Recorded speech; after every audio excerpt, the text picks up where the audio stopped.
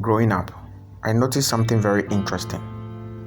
A lot of the men in my town who were in the formal economy and could rely on monthly income died shortly after coming to retirement, normally between 3 to 5 years. Many of them would have just semi-completed their building projects, not done but still habitable. The next thing is for them to finally invest some of their snitch cash into their wife's business, normally grocery store. Unfortunately, a couple of them still pay fees of children, normally out of wedlock. They then suddenly die. The superstition inclination of the local fools triggered rumors that the poor widow, the wife, knows something about the death because she wanted the house and the petty business all for herself. Sometimes, family members would even go and inquire from oracles what killed their man. But come to think of it, what really killed these men? I believe it is the pension shock syndrome. A lot of these men will work for an average of 30 years in the formal sector, religiously depending solely on their salaries. They believe their biggest security is their children who will take care of them when they are old. There is over-reliance on the Senate pension. They believe the bulk money will take care of all their problems, including starting or completing their building projects. At the peak of their career, they are so indulged in the pleasure of this life, busily funding the side chick economy and fathering all manner of children outside their matrimonial homes. Then the day comes, they turn 60. They receive a letter from their employers. It is time to go. Bungalows are vacated. A truck is made ready to transport them back to the destination of choice. Some move to family houses temporarily or even permanently.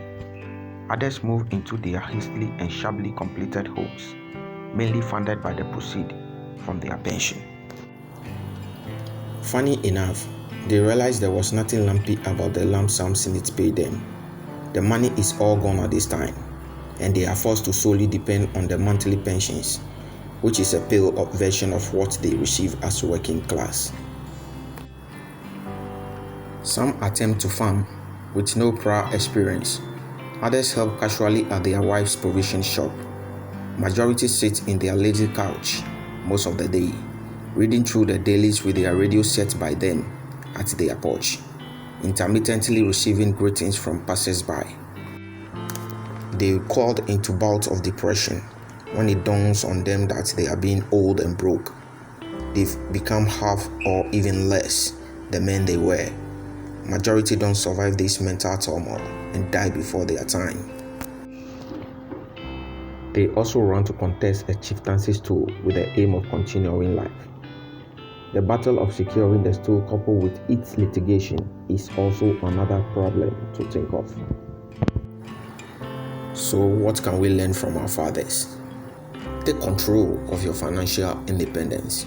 Invest consistently during your working life. Senate should not be your plan A. Little drops of money wasted today will cause your harvest tomorrow. Keep your focus. Avoid the side chicks and side children. Don't plan your old age around your children. Many of them may not find their feet before you die. Set your spouse up early. Invest in a business when you have access to loan facilities, and make sure before you go into retirement, the business is already established. Complete your building many years ahead of retirement. Your pension is not meant for that.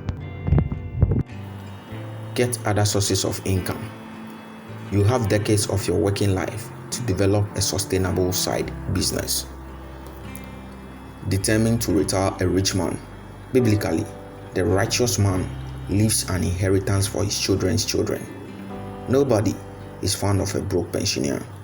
Determine not to become one. Otherwise, you run the risk of becoming one.